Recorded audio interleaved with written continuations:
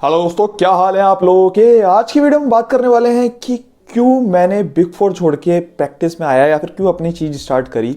तो यार देखो, मतलब काफ़ी सारे लोगों का क्वेश्चन आया है, लिंक्डइन पे भी आ रखा है, यूट्यूब पे भी आ रखा है, बहुत जगहों पे मेरे से पूछा जाता है कि मैंने क्यों बड़ी फॉर्म छोड़कर इतनी अच्छी जगह पर था, इतना सही कर रहा था, तो क्यों वो छोड़कर मैं एक अपनी प्रैक्टिस के अंदर आया, स्क्रैच से स्टार्ट करी सारी चीज़ें। तो ऐसा क्यों करा मैंने। देखो यार, देखो मेरा रीज़न जो है वो तो सिंपल सा है, क्योंकि यार देखो मेरे को अपना खुद का स्टार्ट करना था, पहले से सोचा हुआ था। तो कुछ रीजन थे जिसकी वजह से मैंने ऐसा आपको बताया कि कुछ जो बेनिफिट्स थे बिग फोर के, उसकी वजह से मैं बिग फोर में गया।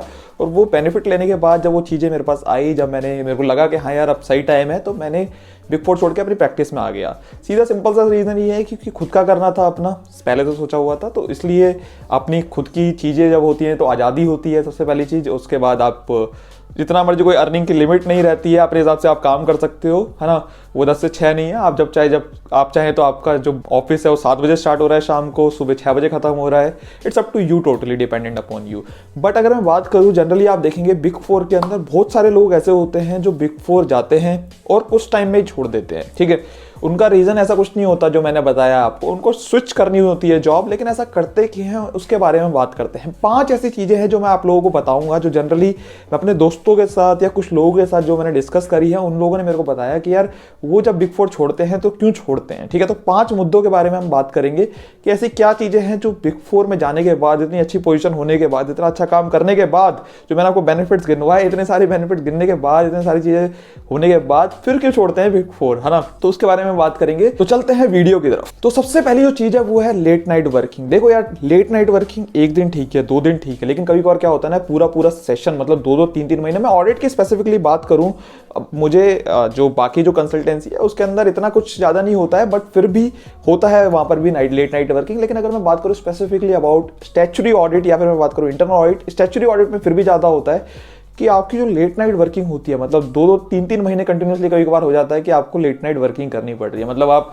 कब कब जा रहे हैं आपको ही नहीं पता, आपकी टाइमिंग। मतलब हो सकता है आप रात के सुबह 8 बजे आ रहे हैं, रात को 2 बजे जा रहे हैं, 3 बजे जा रहे हैं, कभी कभार तो दिन हो जाता है, अगला दिन हो जाता है। इस तरीके की लेट नाइट वर्किंग होती है जो कि कहीं ना कहीं आपकी लाइफ के ऊपर भी थोड़ा सा इंपैक्ट डालती है चीज़ों के अंदर। आपकी हेल्थ प्रॉब्लम हो जाती है काफ़ी सारी, और काफ़ी सारी अलग इश्यूज हो जाते हैं। आप घर पे टाइम नहीं दे पाते, है ना, चीज़ों को टाइम नहीं दे पाते, बाकी चीज़ों को, तो क्योंकि होता ही नहीं आपके पास टाइम, आपके पास सोने तक का टाइम नहीं होता, तो बाकी चीज़ों के लिए टाइम कहां से रहेगा। तो पहला जो रीजन है वो है लेट नाइट वर्किंग, जो कि मेजर रीजन मेरे को लगता है छोड़ने के ऊपर। दूसरा जो रीजन है वो बिग फोर का नहीं स्पेसिफिकली, बट मैं कहूंगा कि हर ऑर्गेनाइजेशन में ऐसे ही होता है कि क्या होता है कि जनरली आप ऑर्गेनाइजेशन चेंज नहीं करते, आप मैनेजर चेंज करते हैं, ठीक है। आपने कहीं ना कहीं कोट सुना होगा कि आप ऑर्गेनाइजेशन चेंज नहीं करते, आप मैनेजर चेंज करते हैं। कहने का मतलब यह है, अगर आपका मैनेजर बढ़िया होगा ना यार, अगर आप लेट नाइट वर्किंग भी कर रहे हो, तब भी आपको इतना इंपैक्ट नहीं आएगा आपकी चीज़ों के ऊपर। आपको लगेगा कि यार ठीक है, मैनेजर बढ़िया है, सपोर्ट कर रहा है चीज़ों के अंदर। आप मैनेजर अगर बोल रहा है कि मान ले यार आज लेट नाइट वर्किंग करनी है, कल की पूरी दिन की छुट्टी ले लियो, लेकिन अगर मैनेजर बोल रहा है कि यार आज लेट नाइट वर्किंग कर ले, सुबह 8 बजे फिर आ जाइयो,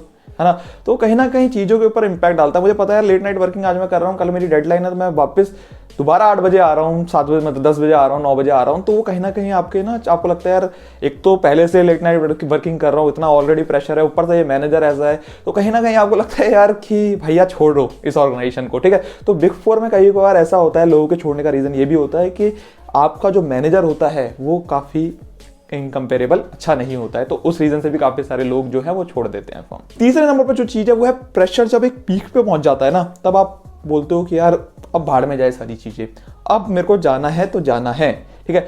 तो होता क्या है बेसिकली कि जब एक प्रेशर जो होता है ना, एक प्रेशर सहने की एक कैपेसिटी होती है कि हाँ यार, मतलब कहने का मतलब ये है कि जैसे मान लो एग्जांपल देता हूँ मैं आपको, एक मैनेजर है या एक मतलब कोई बड़े लेवल पर है, एएम लेवल पर है, तो उसके पास 2 क्लाइंट हैं उसके पोर्टफोलियो के अंदर, ठीक है, और दोनों की जो डेडलाइन है वो सेम, ऑलमोस्ट आसपास सेम डेट पर है ना। तो क्या होगा ना कि आप समझ नहीं पाओगे यार मैं किसको हैंडल करूँ, कैसे हैंडल करूँ। 24 घंटे वर्किंग होती है आपकी, और मतलब क्लाइंट की तरफ से प्रेशर, ऊपर सीनियर की तरफ से प्रेशर, जूनियर को संभालना है आपको, इतना ज़्यादा जब चीज़ हो जाती है ना, तो आपको लगता है यार अब भाड़ में जाए चीज़ें, है ना, और उस समय पर आप उसको छोड़ के भागते हो, ठीक है। तो जब प्रेशर एक पीक पे हो जाता है ना, तब आप जो फर्म होती है, कोई भी ऑर्गेनाइजेशन हो यार, मैं तो ये बोलूँगा कोई भी ऑर्गेनाइजेशन हो, बट ये जो फील जो मैंने करा है बिग फोर में ज़्यादा करा है, क्योंकि वहाँ पे इस तरीके की सिचुएशन आ जाती है, ठीक है कि मतलब काफ़ी सारे मेरे जो दोस्त हैं उन्होंने इसी रीज़न की वजह से छोड़ा कि हाँ यार, जब वो प्रेशर के अंदर जब वो संभाल नहीं पाए ना, वो बोलते हैं भाड़ में जाए, सबसे पहले जान है तो जहान है, ठीक है। तो वो उस चीज़ को छोड़ते हैं और फिर अपना किसी और पर्टिकुलर फील्ड के अंदर या किसी और जॉब के अंदर स्विच कर लेते हैं। चौथे नंबर पर अगर मैं बात करूं तो पॉलिटिक्स। होता क्या है कि किसकी गलती है, क्या गलती है, कौन सी गलती है, पता है ये बड़ा ही झंझट वाली चीज हो जाती है। तो क्या होता है कि आप देखेंगे कि जो भी चीज़ होती है ना वहाँ पर बिग फोर के अंदर, वो सारी की सारी मेल पर होती है। होता क्या है कि क्लाइंट का ही बोलता है, क्लाइंट ने बोल दिया बाई चांस ऐसी जो मर्जी बना के कहानी कि यार ये तो इसकी गलती है, सामने जो ऑडिटर आया था, जो भी बंदा आया था क्लाइंट और आपकी तरफ से, इसकी गलती है, इसकी वजह से ऑडिट में डिले हो रहा है, ये हो रहा है, वो हो रहा है।